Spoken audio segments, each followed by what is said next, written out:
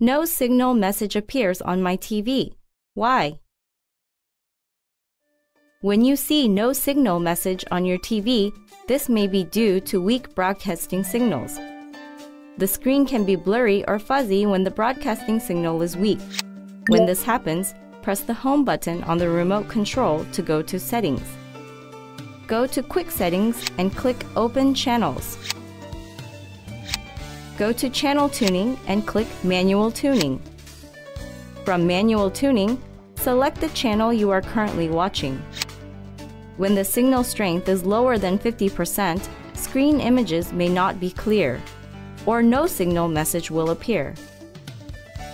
In this case, please make sure that all the cables are firmly connected to the back of the TV.